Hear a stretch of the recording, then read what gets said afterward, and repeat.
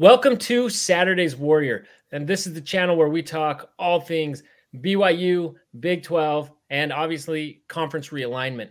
Right now, everybody's aware that the ACC, Florida State, Clemson, there's all these lawsuits going on, but does anyone truly understand them? And that is why we've got Ben with both city coordinators here with us tonight to help us sift through all this madness and kind of make sense of what's happening with these cases, what's next, and what can we expect as an outcome from all of this. So, Ben, thank you so much for joining us. Hey, thanks a lot for having me on. I really appreciate it. Glad to do stuff with fellow members of the College Huddle Network. And I am repping my wife's school for her master's program, Ohio. Go Bobcats. Okay. So I am a Duke fan, but I'm repping the Bobcats tonight. All right, fair enough. Well, so Ben, you are an attorney. You're not directly involved with any of this, but you, because of your schooling and your profession, you are probably more equipped to dive into some of all this chaos and make sense of what really is happening and interpreting what it means in the grand scheme of things. So could you give us kind of an overview of what you've seen with the cases so far, what's really happening, kind of help set the stage just so we can all get caught up and we're all kind of on the same page? Sure. So there's really three, I guess you could call them four separate lawsuits, but really just think about it as three. There's the ACC suit against Florida State and North Carolina. There's the litigation in Florida involving FSU suing the ACC. And then there is, in my home county of Pickens County, South Carolina, there's a lawsuit filed by Clemson against the ACC saying we're not leaving, but we really would like to know how enforceable this grant of rights is. Now we're not leaving, and we're really excited to be a part of this. We love you. We love you so much, baby. You know, like going back to Blues Brothers. Please don't kill us. You know I love you, baby. I wouldn't leave you. But as part of that, there is a countersuit, I believe, that the ACC filed against Clemson in North Carolina. So essentially three cases. And the North Carolina case is, I think, still moving forward. There was a ruling on initial motions. All right, let me get into this. Let me tell you a little bit about my background. So I'm a practicing attorney in Virginia. That's the only state I have a license in. I've been licensed since 2008. I went from law school. I was attending law school from 2005 to 2008. Graduated cum laude, which, as we all know, is a poor man's magna cum laude. And then I went into private practice. Now, my practice does not consist of intellectual property. It does not consist of heavy contract interpretation or anything like that. That's not what I do. But you do get a little bit of a background in this from being in the legal field and interpreting statutes. And you know, you've got contractual agreements with you and your clients and other firms, and you've got to read through that and know what's enforceable and what isn't enforceable. So what we're looking at here is the enforceability of the grant of rights, which is a document whereby member schools of the ACC granted their media rights to the ACC so the ACC could turn around and sell them, like kind of serve as a broker, you can think of it, sell them to networks to make money and get the schools more money together than they could apart, which is why there's so few independent schools now. BYU, you've got some experience about that. You know what that's about, right? So, there used to be a lot more independent schools. Penn State was independent. Florida State was independent. We could go on for a long time. Notre Dame is, when it's not ruining the ACC, is still independent largely. So what Florida State and what Clemson are doing is trying to get a court to rule on a couple of things. One, that the grant of rights has a penalty attached to it that is unenforceable and should be deemed unenforceable against particularly public schools.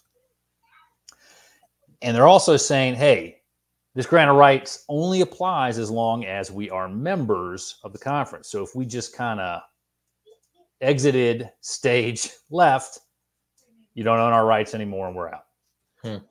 That is, I think, simply nonsense. It's a nonsensical argument. And the enforceability of the grant of rights to me seems pretty clear. However, bad facts do make bad law, as we say. So what does that mean? Well, in North Carolina, let's get into the cases now that we've got a little bit of a background. In North Carolina, there were some very standard preliminary motion defenses filed by Florida State to the lawsuit, basically saying, Judge, they haven't stated a claim, dismiss this, this isn't right, we're in Florida, you should stay this shouldn't go forward. Cases in Florida, and the North Carolina court said, nope. They gave Florida State one small victory on a legal issue about whether a member school owed a fiduciary duty to the ACC. And he said, yeah, I agree with Florida State there. That's not the case. However, this case is going forward, and we're going to set it for trial. Or parties need to confer, and then we need to talk about a trial date, discovery, everything that needs to happen. There was a sovereign immunity defense that is important as to an appeal, because it's on appeal now. Sovereign immunity meaning the state of Florida, a state institution, which is what Florida State is, cannot be sued because the sovereign immunity has not been waived. And the judge in North Carolina said, no, that's absurd. You've clearly waived it as relates to this issue. That is on appeal. Now, what's a little unclear to me, and I would commend you all to follow David McKenzie on Twitter, at McKenzie Law, who does have an IP background. He's very rooted in the ACC. I think he's got degrees from North Carolina and Duke, and he grew up in Pickens County, where I grew up. Yeah. He's written some very good stuff on this. I would highly recommend his analysis of this and the interviews that he's given about this, particularly on the OG podcast. The last I was aware, the North Carolina court scheduled a conference to say, look, a conference call to say, look, Florida State's appealed the sovereign immunity issue. I think I can retain jurisdiction over all these other matters and we can push forward. Okay. Give me your positions on that. So it's a little bit of a limbo. And this week I've been tied up with a bunch of stuff. So I haven't had a chance to check back on it. After the North Carolina court largely ruled in favor of the ACC, there was a hearing in the Florida State case in Tallahassee, and the judge there, Judge Cooper, I believe his name is, just basically disregarded the standard principles of federalism, of comity, of what should happen, which is this. All right. There's multiple suits going on involving the same issues and the same parties in two different courts. So one court should have either sent the case to another court. So the North Carolina court could have said, for example, well, Florida State filed first, so we're sending the case to the Florida State court. And the Florida State, meaning the state of Florida, not the school court, should have said, look, North Carolina's already ruled on this. I am punting this down the road. But he said, no, I'm not going to grant your motion to stay. This case is going to go forward. And that's problematic, and we can get into why later, but it's problematic for a number of reasons. There's still a motion to dismiss that I think is going to be heard on the 22nd. So I doubt that the Florida judge would grant that motion to dismiss that the ACC filed, because he's already refused to stay the case. It just doesn't make any sense. So essentially you've got two courts handling the same case, same facts, same witnesses, same everything in different states. Are they basically saying that, like, is the suit basically just the inverse? How the way it's set up, like, because it's the same topic, but are they suing about the same thing, or is there like a different angle coming from each of them? The only real different angle is the applicability of some specific provisions of Florida law, which I'm not an expert on, but I didn't really think that they applied here when I looked at them. Essentially, it's all about, is the grant of rights enforceable through 2036? Okay. And that's something that I think a lot of people have a hard time with. Granted, most of us aren't lawyers. I've had other guests on, and we've talked about it a little bit. All of us admit right up front, I'm not a lawyer. You're not a lawyer. You know, in this case, you are. And so I want to ask you about it, though, is to a lot of us from the outside, we hear, okay, you have a contract. You signed it as much as it sucks, as much as, maybe it was a terrible deal. Maybe you felt, pressured into it. You signed this. So unless the other side does something to break their part of the contract, Isn't that something you have to live with, or at least come to terms, or find some sort of way to buy out of that agreement if you want to get out of it? Yeah. So one would think, yes. And I do want to, there were a couple of things that you raised. Yeah. Your analysis is essentially correct. I mean, this isn't complicated. This is very simple. Yes, you signed a contract. Yes, you chose to sign a contract. You didn't have to sign a contract. You could have left the conference like Maryland did. This grant of rights was extended twice, and I don't remember the exact years, but yeah. And as far as a terrible deal, there's two ways of looking at that. And I was thinking about this today before the talk that we're having now. Is it potentially is a terrible deal? However, the ACC has not been poached and destroyed like the Pac-12, right? Right. It's still in existence because of the long grant of rights. Mm-hmm. And when you have a longer grant of rights, you can buy a longer security. What the ACC teams and member schools didn't appreciate was how the TV market would expand. But here's one thing that I want to keep in mind. I would like everybody to keep in mind. The ACC ain't never getting, to sort of paraphrase Rick Pitino, SEC money ain't walking through that door. Big Ten money ain't walking through that door. The ACC does not have the ratings that those two conferences have. And look, let's go live in fantasy land for a minute. I think that the Big Ten is not as good top to bottom of a football conference as people say it is. Okay. I think the ACC is a better conference than people say it is top to bottom. But let's just live in hypothetical world here. Okay. Let's have a hypothetical situation where the Big Ten teams are terrible and the SEC teams are terrible. Okay. Just complete opposite of world of where we live now. As long as their ratings are what they are today and were at the time the contract was entered into, those media rights deals would not matter. Okay. Those conferences would still get better deals because the market for them is better. The TV ratings are better. Okay. So the ACC could have had a shorter deal, right? They could have done that, but it wouldn't matter. They wouldn't get more money anyway because this is all based on ratings. Now, lastly, yeah, this is a buyout, right? And that is what the ACC attorney said to Judge Cooper in Florida when he was asking about, do you own this and how do you get out of it? And they said, look, if a school left, we would sell the media rights back, but they would have to be bought back from us because we own them. We can bundle them. They're ours. And you make money from this. So it's an enforceable contract because you have consideration for it, right? And you're benefiting from it financially. So that's really what this is about. Florida State and Clemson want to get out of this on the cheap without having to pay for it. They don't want the penalty attached to it. That's all this thing is about. You can take all the nonsense allegations in Florida State's pleadings about the Swaffords, the dads and chads of the world and all that stuff. You can just completely throw that out. This is all about them trying to get a lower buyout price.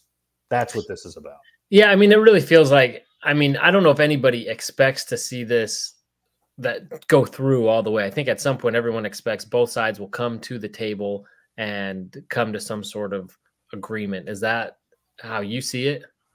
Not necessarily. I've thought about that a lot, and I'll try to explain this again because there are probably going to be some Florida State fans who listen to this and are not hearing me say how great Florida State is and like can't comprehend why I'm not saying that. Okay, but that's not what this issue is about. I know y'all beat us every time you played us in football. I've watched all those games. I'm well aware. Okay, immaterial and irrelevant to this conversation. What I tried to explain previously on the ACC College Huddle was this is how you settle cases. Okay, you create a Venn diagram, which I'm doing now. Okay, and you do it like this, and I'm drawing it up, and you would look for the common ground. I don't know if you can see this. Okay. Yeah. FSU, ACC, common ground. You see the overlap there? Mm-hmm. All right. Here is how I see the overlap between those two schools. All right. See that gap? Okay. All right. Okay. See the difference? Okay. There's no common ground between those two. I don't see how it can settle today. All right. Now I'm going to give you a little inside baseball here. All right. On how this stuff works. All right. In legal cases like this, there is what's called a motion for summary judgment. All right. Which says one side files it and says, Judge, take all the facts, all the evidence, put it all together in your little bouillabaisse here, okay? And you view it in the light most favorable to the non-moving party. So here, let's say the ACC files it. They say, view all the evidence in the light most favorable to FSU, view all the inferences in the light most favorable to FSU. Even doing that, you still have to find in our favor, okay? There will be a motion like that filed at some point, okay? Basically says there's no material facts that are genuinely in dispute. And then the court can render judgment as a matter of law. And if the case gets past that motion for summary judgment, that could put some pressure on the sides to settle, okay? However, the reason I say that is because then they know there's going to be a trial. Then you're going to calculate how much is it going to cost to pay experts, how much is it going to cost for us not to have FSU, how much money can we get out of this? Excuse me. How are we going to go to ESPN and our television partners and get money? Maybe now's the time to talk settlement. Okay. And in the legal business, we call it the file has matured at that point. All right. And you really want to pluck the grape, if you will, off of the vine when it's ripe, because if it hangs on too long and it goes sour, that's when problems happen. So a lot of times in these big cases, they don't go to trial and there is an attempt to settle the case. However, this is about the integrity and existence of the conference. And the schools, other than the two that have filed suit, I don't think they could sit there and say, yeah, we can settle this case and let these two brands out, our two biggest brands in football. I mean, to the extent you want to count Notre Dame, I just don't see how you could do that as the ACC. So as of today, I don't see a path to settlement, but that's today. Does either side have more leverage over the other, or is that the problem? Is that nobody really has leverage? Oh, that's a good question. That's a really good question. Let's take the Pickens County case, for example. If the Pickens County court says we're going to let this case go forward, which I can't imagine the Pickens County judge is going to say, this is already being litigated in two places. 3 is everybody's lucky number, so let's make it a hat trick. I can't see that happening. But if the ACC just gets barraged with lawsuits, that's going to mean that there's not enough members to keep the school together, right? But it seems like everybody wants to keep Florida State in it and keep Clemson in it, right? Especially with this TV deal coming up to be potentially renewed in 2027. So what could happen is ESPN just goes to FSU and Clemson and says, you're not going anywhere. You're staying here. And I think that ESPN is in favor of what the ACC is doing because this is a good television deal for ESPN, right? Yeah, of course. It's relatively cheap. It's not going to increase that much. ESPN has every reason to keep this deal, but and we can talk about where schools are going to go in a minute. If I remember correctly, right, the ACC is going to get the third most payout from the redone college football playoff, right?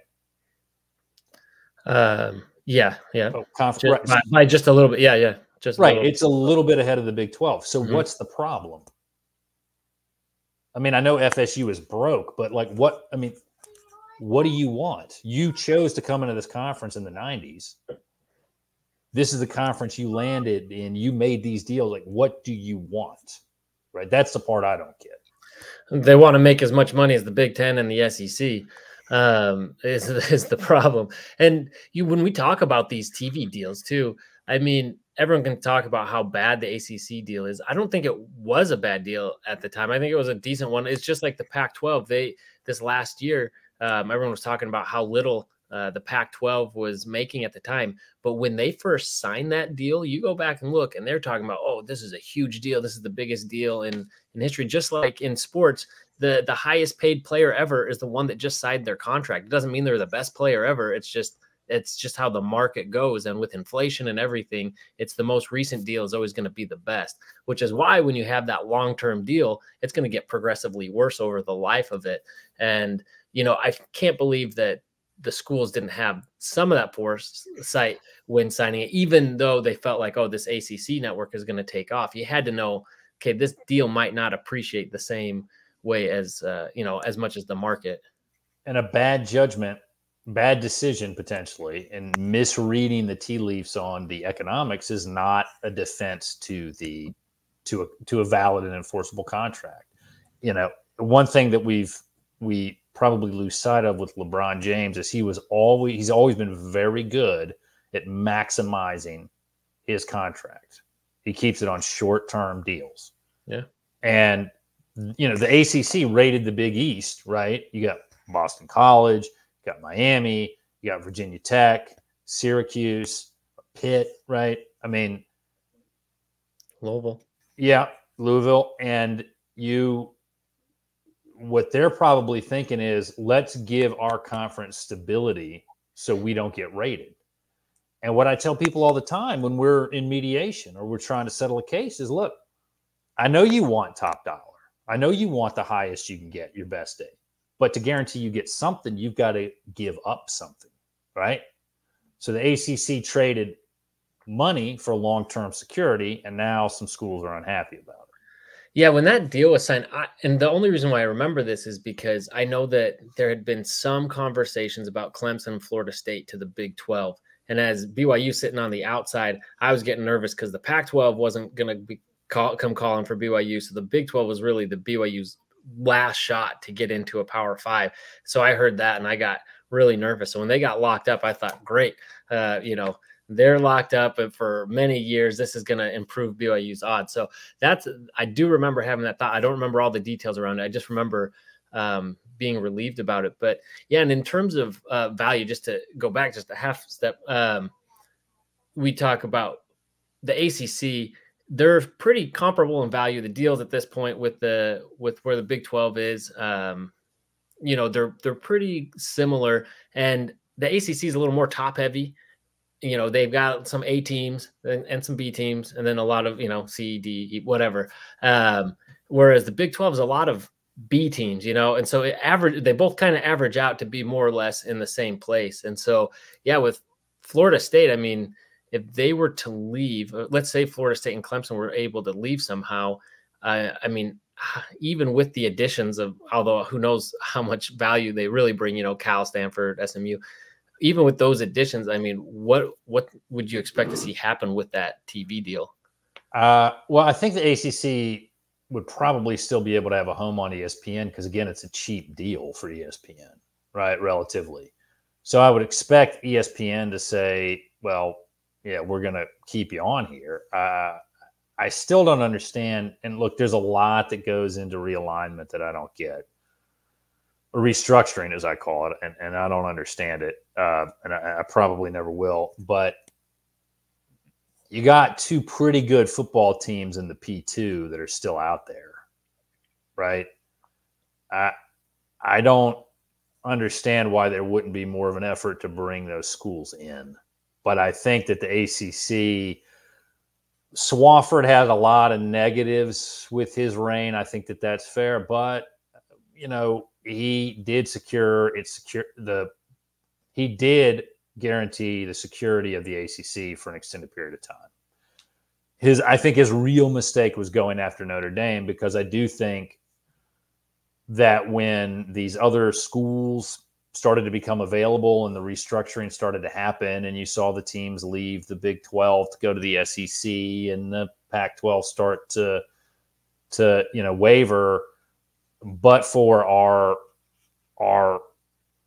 one-sided abusive relationship with the Irish, I think we could have been a lot more competitive in getting some other schools that landed in the Big 12. So, I've had a couple folks on done other videos with, talking Florida State and Clemson, and they both feel like the ACC hasn't lived up to their side. And they also mentioned that the ACC isn't forthcoming with some of the, I can't remember if it was the contract details. I can't remember. It might've been the TV contract, or it might've been the, with the grant of rights or things, but they feel like the ACC has information that they haven't been forthcoming with, and think that the conference hasn't really lived up to its side of the bargain, which was, I guess, providing that additional value for the teams. And so, can you shed a little insight into, I appreciate, because you have a different point of view from a lot of things I've seen. I've seen a lot of Florida State or other people that are kind of pro realignment and want to see this happen. So I appreciate you coming at this from a different perspective, but can you shed a little bit of light on that perspective coming from those two schools? Yeah, I mean, I don't know what the secrecy issue would be, because the ACC is made up of its members. So it seemed like the members would be able to get whatever it wanted, right? And the problem is, honestly, I don't think really there's much of anything hidden, because that's not what we're seeing alleged in the pleadings. What we're seeing alleged in the pleadings are, and I've written and talked enough about what is in Florida State's pleading. I don't want to get into that, but Clemson is basically saying this deal is unconscionable, which is a doctrine that exists, but it's almost never applied. It's basically, this deal is so unfair. This was so one-sided. You have to let us out of it. And the problem there is, all this information was disclosed to Clemson. All the information and the options were disclosed to the Seminoles. And the institutions voted and made a decision to go through with this deal. So I don't buy into that. Now, the argument of the ACC isn't getting enough money out of this, I mean, that's not an invalid argument. I don't disagree with that. It would be great if the ACC could get more money out of it. But my point is, the ACC has no leverage because it's locked into this long-term TV deal, and the grant of rights is a separate issue. It's a long-term TV deal with ESPN, and it's completely at the whim of ESPN. The ACC didn't follow the LeBron James rule. That's why it's in this situation. But again, all these schools knew this. All these schools had this information. They made a decision that they now don't like. That's my view on this. I don't see any valid defense to this, but that doesn't mean that some judge somewhere won't just come up with something crazy and completely void it and let these schools out. Okay. And so you touched upon that. So a little bit on the differences of Florida State and Clemson. And it does feel like Clemson's playing more nice. Are they hedging their bets a little bit, trying to, if this doesn't work out, we can still salvage this relationship, or what's the reasoning for that? Well, my thought would be, it would be pretty obvious that these schools, initially you would say to yourself, why would you file this unless you have a landing spot to go to? You would assume. But I don't know. I mean, if they had a landing spot and there was a willingness to put the money together, why are we getting to this point? Why aren't we just resolving this and having a separated divorce where you just file like a no-fault divorce and everything's filed and you're gone, right? It's over. Your marriage is done. We're not seeing that happen, right? Clemson's pleading, I believe, said, well, we don't want to leave the ACC. FSU's has conditionally said declare that we're leaving, but I mean, where's the money going to come from, the $500 million, $570 million, whatever, to purchase back the TV rights, right? So, I mean, I think Clemson is probably a more desirable brand if I'm a conference than FSU. I say that because I think Clemson is easier to work with, and Clemson has very good ratings, right? And their football program's been pretty good, and that's what matters. They've been, I can't remember how many national titles they've won in my lifetime, but I think they won the year I was born, but before I was born, and then they've won 2 or 3 others since then. I mean, they're a good brand, and they've had a lot of success. And they put a lot of guys in the NFL. And the TV in South Carolina, you're either watching the Gamecocks or the Tigers, and it's primarily, I think, the Tigers, right? So, because look, I mean, other than Spurrier's years there, the Gamecocks weren't very good to the extent that matters with ratings. But I mean, we could talk for a long time about where these schools are going to go. If they had a place to go, this stuff would be done by now. Yeah.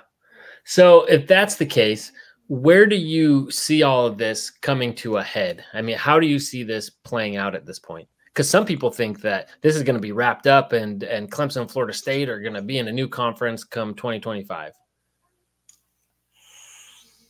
Well, so it's going to depend on the pace of the litigation, and I don't know enough about how quickly the courts move in South Carolina and in Florida. But the North Carolina Business Court moves its stuff fast, and it would not surprise me if, given the economic importance of the issues in that case, if the North Carolina Supreme Court just summarily gutted that appeal and just said no. Sorry. So I think it could go on a little bit longer than maybe people think. I wouldn't think it'd be done in like 6 to 12 months. Now, could something crazy happen and they reach a settlement? Perhaps, but I mean, the differences are so great, but I think it's going to take a while. This could be a slog. Well, in each year that it goes by, let's assume, it goes long enough that it's into years, you're eating up into that contract where all of a sudden that buyout starts getting smaller and smaller and smaller, and you've put all this money in. So at some point you'd think that, before it reaches the end of that, if it really gets dragged out a long time, there's a point at which it makes sense to settle for both sides. I don't know what that would be, but I think the 2030, initially my projection on this when I looked at the TV deals, I think over the summer, was 2030 to 2033.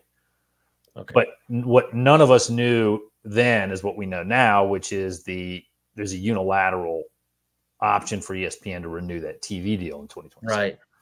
Which I get now why the lawsuits have been filed when they've been filed is they meaning Clemson and Florida State, don't want to get stuck into what they perceive as another bad TV contract with ESPN.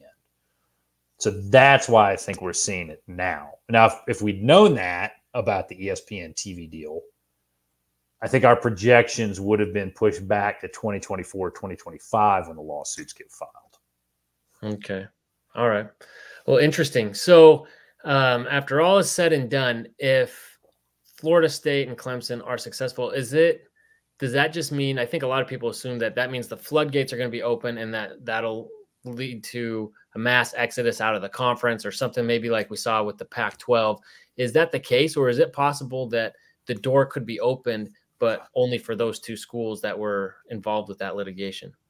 Well, I'm trying to think through issues of estoppel and what's determined, but I would think that, anybody can get out at that point. And then the issue would be, what are the futures of the member schools going to look like? Okay. And here's the bad part for the ACC, and myself in particular as a Duke fan, is Duke, Wake, Boston College, Cuse. I mean, we're not drawing a lot in viewership, right? Well, that's a perfect place to end this and tease, because we've got a follow-up video with Ben where we are going to jump into Duke's perspective and perhaps maybe some of these other guys, their perspective from ACC members on realignment, how that's going to affect them, how they see that shaking out to add to our series as we've gone across the ACC, getting different perspectives on this. So, Ben, before we move on to that, is there anything else to close out this topic of the lawsuits that we need to keep in mind? The only thing I would add is I still think that basic contract law, which is developed over centuries, I'm not making that up, would support the enforceability of these contracts, the grant of rights. So I still think that ACC is likely to prevail. But you can tell I'm qualifying that. So don't read the initial victory that Florida State got as an indication that it will win in its case. I think it has a very, very significant proof problem. Okay. And the only way to get around that is going to be through, I hate to use this term because it doesn't mean anything, but activist judicial, basically an activist judge is going to have to just ignore a lot of established law to get around unenforceable grant of rights. Interesting. All right. Well, thank you so much, Ben. Please let all the viewers know where they can find you and all your content. Yeah, so like I said, I'm part of the College Huddle network now. It's very exciting, so I get to do stuff like this more, which I didn't get to do. So it's a lot of fun. But check out the website, bullcitycoordinators.com. Most of the socials at Duke FB coverage, and check out the Classical Antiquity Side Quest podcast that I do in addition to the Bull City Coordinators podcast. That is a podcast. The Bull City Coordinators is about Duke football and the ACC. Classical Antiquity Side Quest is about topics of ancient Greek and Roman history. And I've got one episode up. I'm going to be editing another one this weekend about the so-called Byzantine Empire. It's really the Roman Empire, but Emperor Justinian and the General Belisarius. So that's what I'm working on now. So when your wife asks you what's your Roman Empire, for you, it literally is the Roman Empire. Yeah, that's right. That's right. Okay. The Roman Empire is definitely something that I think about 5 or more times a day. Okay.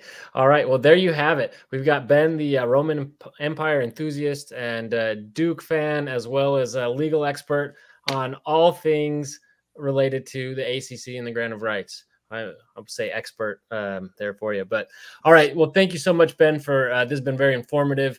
And as always, thank you for watching. Please like the video, subscribe, go check out Ben and all his content. We'll have him send all that and put it in the show notes below. And thank you for watching, and go Cougs.